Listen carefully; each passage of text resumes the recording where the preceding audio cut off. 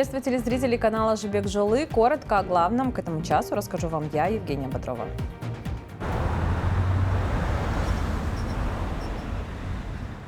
Более 200 новых школ построят в следующем году из запланированных 369 на 3 года. В рамках национального проекта «Комфортная школа» в этом году уже открыли свои двери 96 заведений образования. В планах увеличить количество предметных кабинетов, а также заменить трехсменные и аварийные школы на новые и просторные. В целом на реализацию проекта выделят не только бюджетные средства, но и те, что изъяли у коррупционеров. С момента создания фонда поддержки инфраструктуры образования на его специальный счет поступило свыше 150 миллиардов тенге. Кроме того, пересмотрят рацион питания учащихся. По словам сенатора Асем Рахметовой, меню давно устарело и требует обновления. Также отмечу, что масштабную работу проводят в рамках реализации инициатив главы государства в сфере образования.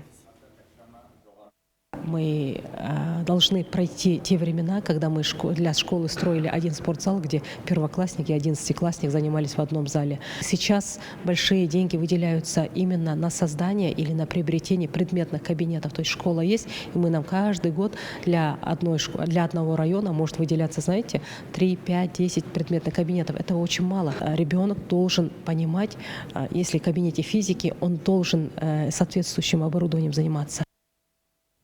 К другим темам. Число погибших при землетрясении в китайских провинциях Гансу и Цинхай превысило 100 человек, сообщает агентство Казинформ. Ранее сообщалось о более чем 300 пострадавших. Напомню, подземные толчки магнитудой до 6,2 были зафиксированы на северо-западе страны накануне. Очаг был на глубине 10 километров. Председатель КНР Си Цзиньпинь призвал активизировать поисково-спасательные работы. Госсовет КНР направил в пострадавшие регионы рабочую группу, которая будет контролировать процесс оказания помощи. Работу спасателей осложняют непростые погодные и географические условия. Ночью в момент землетрясения температура на улице опустилась до минус 15 градусов по Цельсию. Вернемся к новостям в нашей республике. Форум-выставка «Креатив Индустрии в Шымкент» завершилась в третьем мегаполисе страны. Спикеры из разных стран рассказали, как можно и нужно развивать экономику страны, да еще и творчески. Шудин Саидов продолжит тему.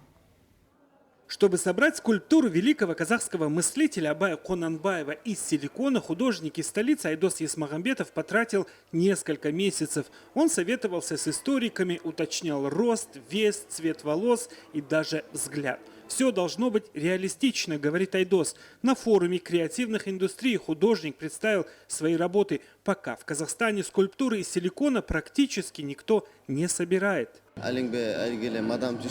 В мире есть такие музеи, как Мадам Тюссо. Почему бы не открыть подобное у нас? Люди будут приезжать и узнавать нашу культуру. Моя цель в том, чтобы мы тоже создавали и креативили в творчестве, и не только. Креативить по-казахски сегодня модно, говорит Булат Бейсбеков. У него целая мастерская по пошиву национальной одежды, изготовлению сувениров и украшений. Одежда дизайнера в этностиле представлена даже за рубежом. Практически каждый пятый турист Шымкента покупает вместо обычных магнитиков национальные изделия Булата Бейсбекова. Такие форумы нужны, но только при условии, чтобы работала система. Креативная индустрия подразумевает в себе много направлений. Моя сфера – это продвижение наших традиций и ценностей. Это все сегодня должно быть не ради того, чтобы помнили. Наше родное нужно продвигать, чтобы люди знали, что у нас богатая история. Отмечу, что власти в Шымкенте серьезно намерены сделать креатив частью экономики города и даже стать креативным центром страны.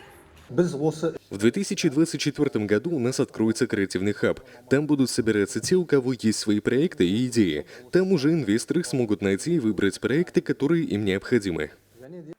На форуме желающие смогут презентовать свои проекты. И кто знает, может быть, именно в эту минуту нашелся инвестор, который будет продвигать креативные идеи казахстанцев по всему миру. Шудин Саидов, Талхат Абдинабиев, Абзал Турабеков, Жибек Жолы, Шымкент. Это все, о чем команда «Жибек Жолы» успела рассказать к этому часу.